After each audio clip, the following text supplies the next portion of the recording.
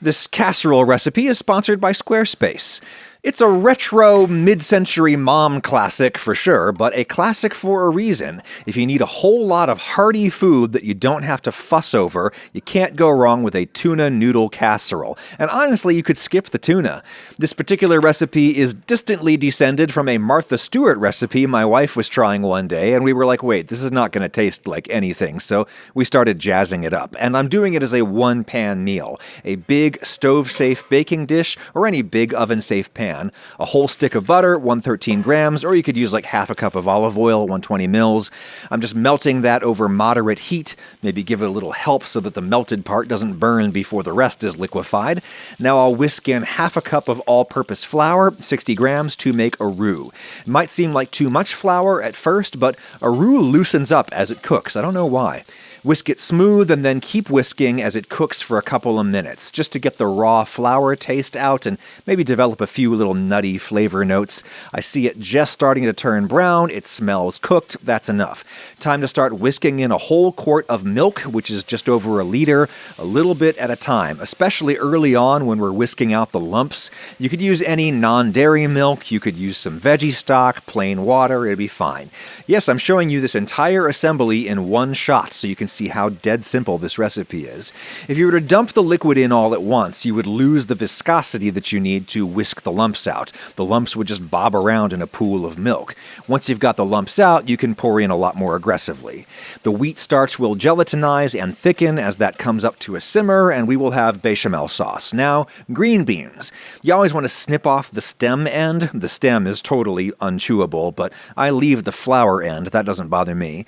I'm going to grab a handful of green beans at a time. Hold on, let me stir the sauce. It's so thick, the bottom layer could burn. Let's turn the heat all the way down. We just need a bare simmer. Anyway, green beans in parallel alignment, and I will cut them into chunks at an extreme angle. Makes them look a little prettier. I'm doing a whole pound of green beans, 454 grams. Some classic casseroles are based on green beans instead of noodles. I'm basically doing half noodles, half green beans, which should result in a nutritionally superior product for me. Those need a little head start, a little pre-cooking, so I'll stir them in and let them simmer. That sauce looks way too thick now, but tons of water is going to come out of the vegetables. I've got this mostly sweet red pepper from the garden. I'll cut that in half, take the seeds out, and slice it into strips. You could use a regular bell pepper instead. In those go, and you could use a second bell pepper, as Martha does, but I'm using a handful of red chilies. I think these are Fresnos, which are not very hot, but if you want to control the heat somewhat more, one thing you can do is slice them into rounds, pick them up, and then just push out the seeds and the ribs, where most of the heat is. You'll only have to do that with the slices from up near the stem. The other rounds will be empty. Gather those up, and then you can kind of shake out some more seeds.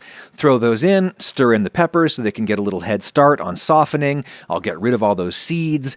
Now I've got a couple of bunches of green onions here, but any form of onion will work as long as you slice it thin. I'll peel off any tattered or slimy outer layers. Some of these are noticeably sandy on the inside. That'll happen. They grew up through dirt. Yet another reason to peel off those outer layers. I'll give those one more rinse in the sink.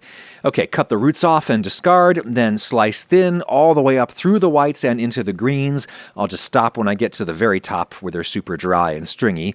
All those go in, stir, stir, make sure the sauce at the bottom isn't burning. Here's a great trick that I do owe to Martha: canned marinated artichokes. Usually they're baby artichokes, which is why you can eat the whole thing, not just the heart.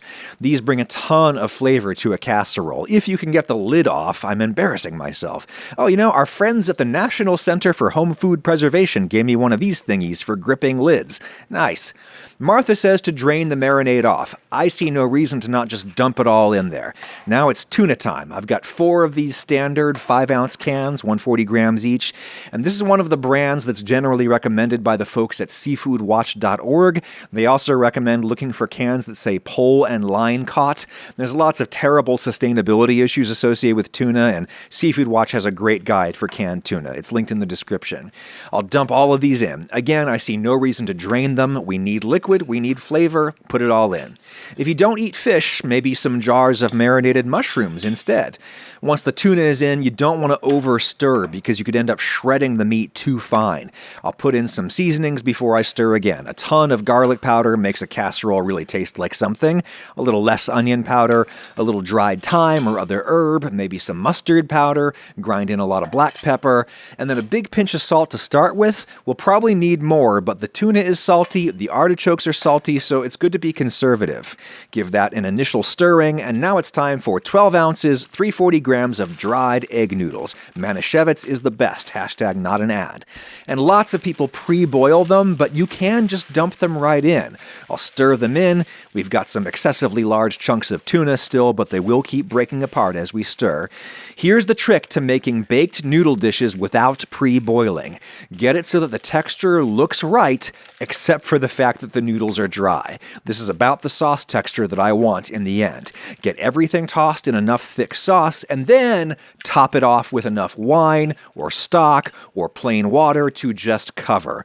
All of that will get absorbed by the noodles. Yes, I'm doing a whole bottle of cheap Pinot Grigio. You could use half wine, half water if you want it less acidic. You could use all water, but with a big glug or two of white balsamic vinegar to replicate the taste of wine without the alcohol.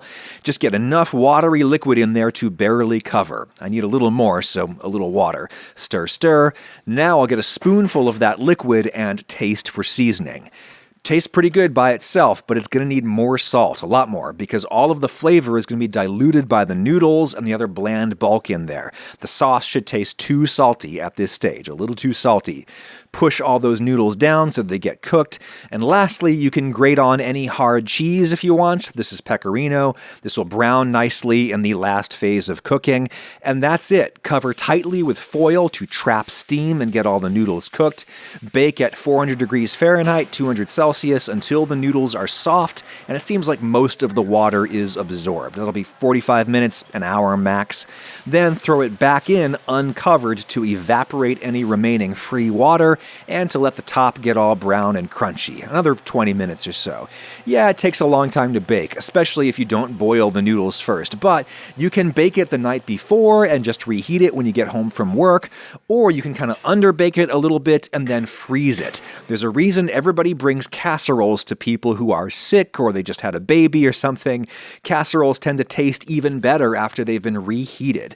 A meal as simple and all-inclusive as Squarespace, the sponsor of this video. You already know that a Squarespace membership gives you everything you need to design, build, host, and run your website, but check out all the new updates they just rolled out. Refresh 2022. Tons of new tools for making money with your website, like selling custom merch. You can always do that with Squarespace, but now the actual design, the manufacturing, the shipping is built right into Squarespace too. Squarespace has integrated with Printful, a company that does custom merch orders. You can literally build the online store and commission Printful to make and mail out your merch all in one place. There's also new features for video monetization, selling services, scheduling appointments, and invoicing clients. It's crazy. You can run a whole business from your Squarespace site now, and it's free to start building one anytime. But when you're ready to pay for a custom domain name or to actually publish your site, use my code RAGUSIA for 10% off. Thank you, Squarespace. And thank you, casseroles. Now that the chilly weather has returned, I'll be making more of you shortly.